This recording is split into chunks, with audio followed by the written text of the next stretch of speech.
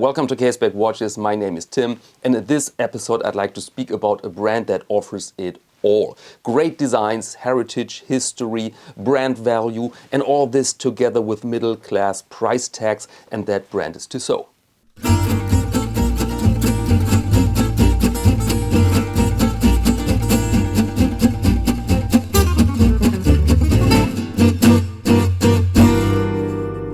The idea for this video came last weekend. I visited a friend for a little barbecue, bottle of wine, and he was wearing this watch here. This is the Tissot Focus Tissot Lisboa, and this was my watch. I sold it to him because it looks better on him, and yeah, it was a smidgen too big, and he loved it, and so I sold it to him. And every time I see this watch, I think, good looking piece, really good looking piece. And it happened to be at that night I was wearing my Tissot Navigator, so 90 steel, 36 millimeters world time, a great watch, really decent piece. And these two watches looked awesome together, and they really demonstrated what you can do with a single brand. And then I realized that in the drawer here I have still my Tissot Banana, which is a very flamboyant tank, also a tank. Inspired by huge watches from the 20s, quartz, very inexpensive, gold-plated, just lovely. And I'm really looking forward to wear that watch again now in the summer. And I realized, having all these three watches here in this room, how strong this brand really is, how much it can offer in terms of the mentioned design, the heritage. They have all this connection to historic models, like the Tissot Lisboa was named after a watch from the 30s, Banana after a tank from the 20s, and the Navigator was a reissue from a watch from the 50s. So really old watches, but relatively available nowadays in form of these new vintage watches. But before we go into the lightbox, what do I mean with relatively available? I think the Tissot Banana is still on the market as a new watch. These other two watches, the Navigator and the Tissot Lisboa, are used because they're 90s and early 2000s.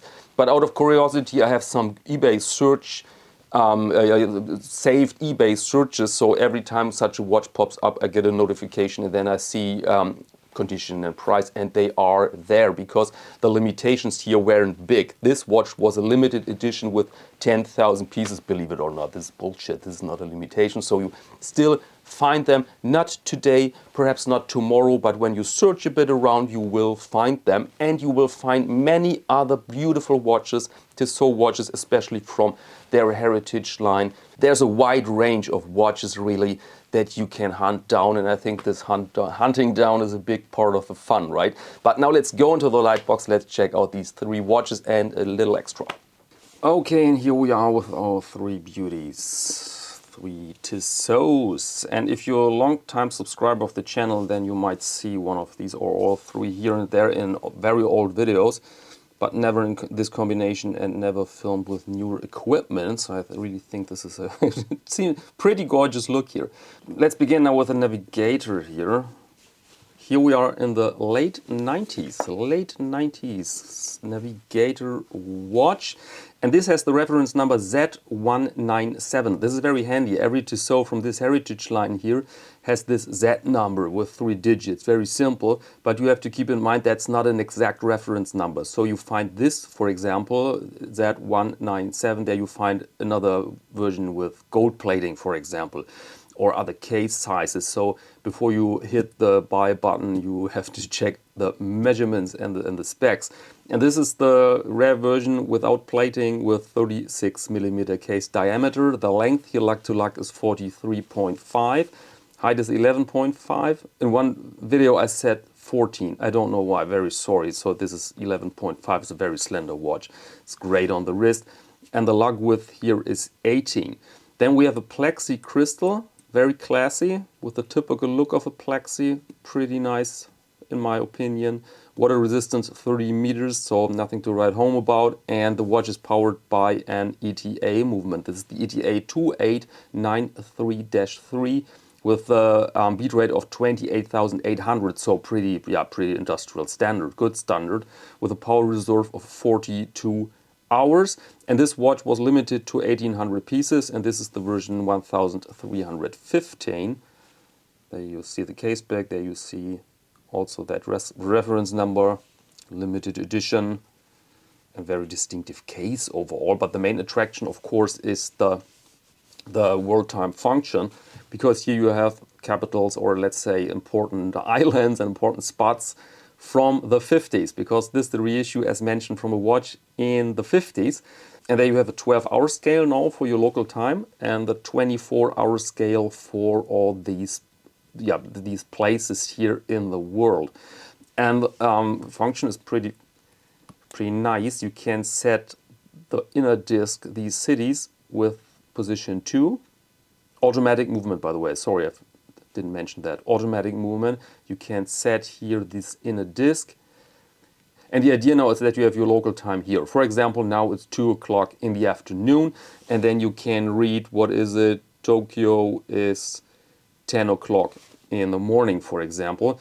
And the main criticism here is that these cities and places are printed pretty small, so you need your glasses. But I'm willing to accept this because it allows this great case diameter of 36 millimeters. Availability and price. I can't give you rough numbers because it depends so much. Conditions, seller, place, so region, is there box, are there papers and everything like that. So if you can grab from a shitty eBay listing, you could buy that watch, I think, for 500 to 700 euros, which makes around 500 to 700 US dollars. But I think when you want to have a decent piece in good condition, then they can go up over 1,000. But I really love it because I used the complication, because as a YouTuber you have some connections to, let's say, people in the United States, East Coast, West Coast, and then it sometimes is very handy to see, do I have to write this email now, or do I have a little bit more time? What's the situation? So that's very handy. And of course the watch is good looking. It's just a beauty because of these colors. First, you have this champagne here together with the inner dial, with sports that texture, so that you have a difference in texture and in color, together with stainless steel with a high polished bezel. So it's great, really. This is not the original bracelet, of course, strap, excuse me. This is just the Caseback number 1, my personal strap here, and so all good. I will show you every watch on my wrist at the end of this Lightbox review, okay? And so let's go to the next watch, and this was my first Tissot. This is the Tissot Lisboa, named after the capital, of course, the Portuguese capital, because there was a historic model in the 30s which was pretty popular amongst Brits living in Lisboa, and so Tissot created this watch for them. And this reissue here has the classic elements, the classic design of a tank, but is significantly enlarged.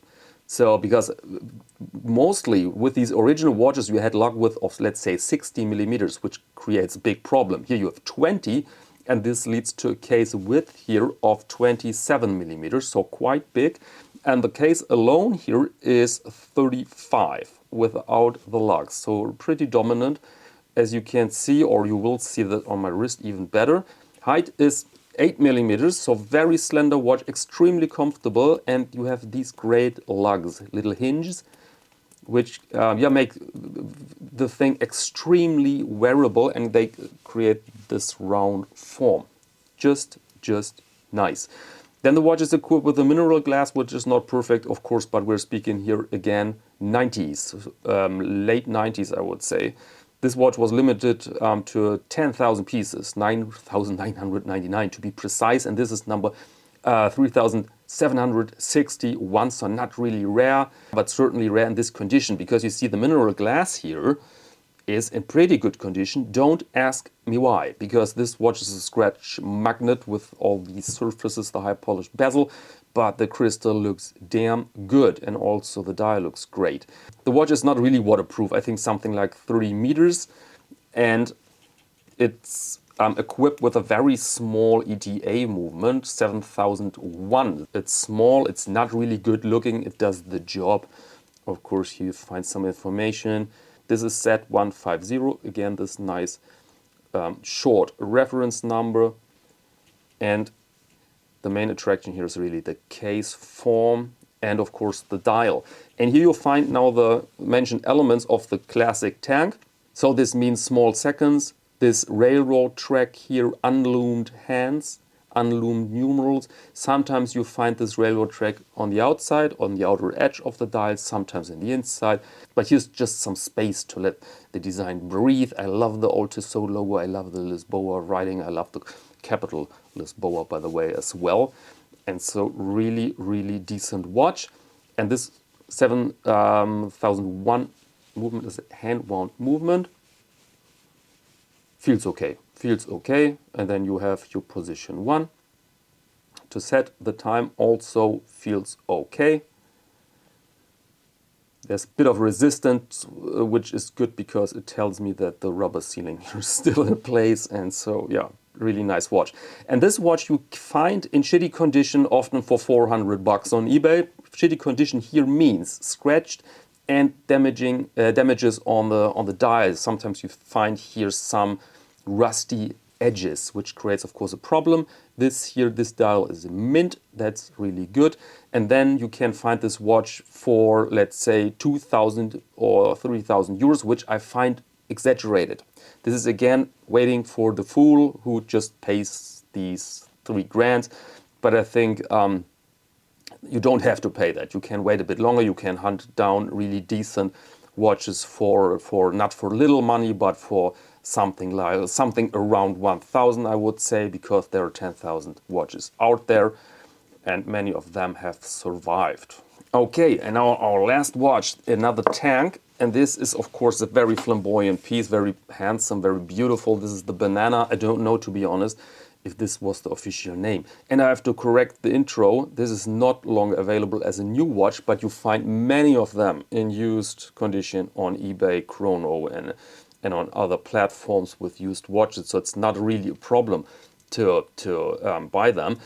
And the measurements here are quite extreme because here we really enter the field jewelry, right? So we have here a case width of 22, which is nice, but then 49.5 millimeters, which of course is really big for many people.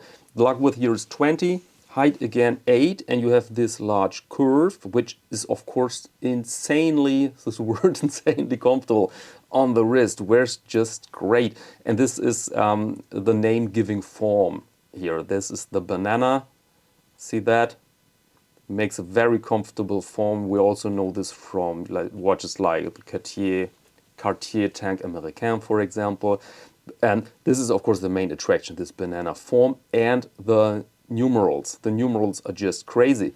I mean, they are printed, but very thick, with thick layers, and they really form a contour.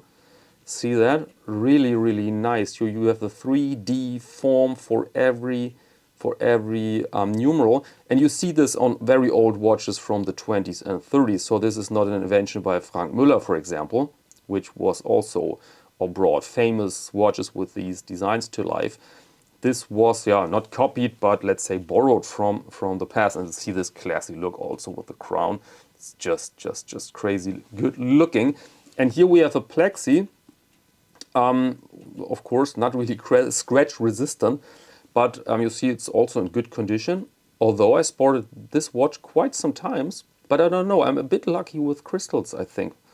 Maybe I've weird doorknobs here in the apartment, I don't know. And the gold, by the way, I didn't mention this, but I think this is obvious, this is plated. This is PVD plated, so this is not real gold. Of course, would be insane, crazy good to have this watch in 14 or 18 karat, but this is plated.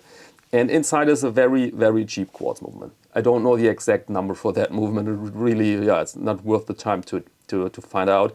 Feels cheap, although not super cheap. You have a bit of resistance. You feel a wheel, if this makes any sense. I feel and hear a bit of a wheel. Actually, it feels okay. But it's quartz. But we don't have any form of secondhand, and so I think we can tolerate that. And that's all you have to know about this. This is the original bracelet strap, because this is very thin here.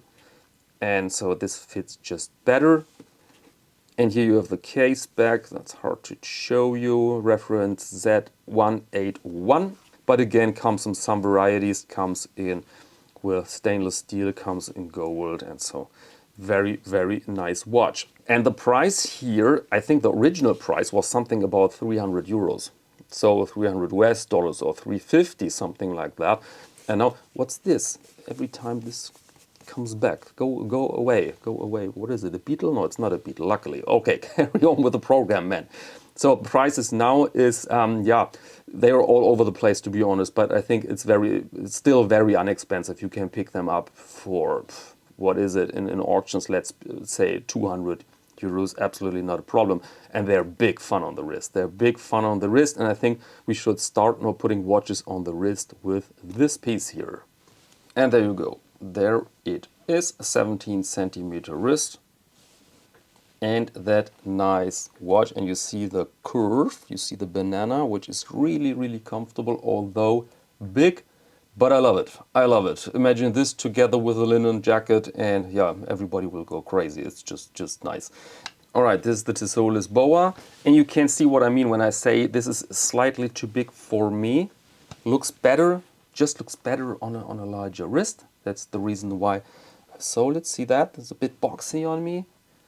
But again, the design is crazy, crazy good. Really, really good looking. Again, imagine this together with everything you want. I've seen it with on the wrist of my bestie with the jeans jacket, with leather jackets. Looks amazing. Looks really, really cool. And here my personal favorite, the Navigator or World Timer. Also just nice design from the 50s, but I would say inspired by the 30s, so really represents important steps of the century. Very slender again, the classic look of a plexi crystal conservative strap. Good to go. By the way, keyword summer and tan skin. I've made something interesting for CasebackWatches.com for the shop. I always wanted to wear a belt in the summer made of cotton in combination with steel and leather. And yeah, I tried several solutions, but now I have something interesting to show you. This is the prototype of a belt made of cotton with leather and steel. And the idea here was to, to use this fabric as the main material, which is pretty handsome. It gives this Riviera vibe or Caribbean vibe where you can sport this together with khaki pants and stuff like that. And then I thought, okay, but you have to wash this from time to time, or at least you should be able to wash it from time to time. And so I made this construction with screws, with Chicago screws, or book screws they call them, so that you can disassemble the watch with a screwdriver, the belt, excuse me, with a screwdriver. You can put that off, pull that off, and then you can wash this in the machine together with your t-shirts, basically. And this project was crazy difficult because it started to track down this material in a good quality. There came some charges declared as cotton, was 100% polyester, which is very common that companies sell you cotton and then it has a certain amount of polyester or it's made entirely of polyester, which is a huge difference or should be a huge difference in price. So this was very difficult. But finally I managed to track down this wonderful fabric with this white tone here together with blue, very dark navy blue I would say, and red, so just great. This is my usual leather, hand dyed, hand finished, vegetable tan, so the best you can buy for money really. And then the buckle, also very interesting, because same problem, they sell you often buckles declared as steel, and then you have some surprises. For example, this is very lightweight. This thing, the frame feels okay, but this is very lightweight, and I thought, come on, this cannot be steel. And then I scratched it there, and what is it? Brass plated. Here you have steel, so they just replaced the buckle to save some pennies with something cheap, believe it or not. So this was the prototype. Of course, I changed this model immediately against real steel buckles, which are relatively expensive, but this was also very expensive. So I thought, okay, it must be real steel, but no. Here you see the Chicago screws. This is the prototype, so you see some attempts really, because these screws were too short, so I had to use brute force, and I scratched the leather to screw them in. The end version, of course, will have longer screws and a neat surface here. We'll have another buckle. In fact, I'm ready with it. You can find it in the shop. But this was the way towards this, this construction. And inside, I had a good idea, I think, because I used rivets. So inside it looks like this. So you can pull this off, you can disassemble the belt, I should say, and then this is sealed with watertight glue, and here you have solid rivets so that nothing can fray, and then you're good to go. Then you have a nice steel thing here, nice steel buckle, nice book screws, and these rivets, 100% cotton, and then you go. And you can order this belt like my other belts, made to measure, so you give me your measurements, easy instruction there online. And then you have here some rivets for the pin. And then you have the end, also not perfect, prototype quality, because it doesn't match the color of the buckle perfectly. So this will be replaced for the end versions. But that's the idea, that's the prototype, and the end version you will find on casebackwatches.com of this nice summer belt made then of steel, veg tanned leather, and 100% cotton. All right, and now let's go back.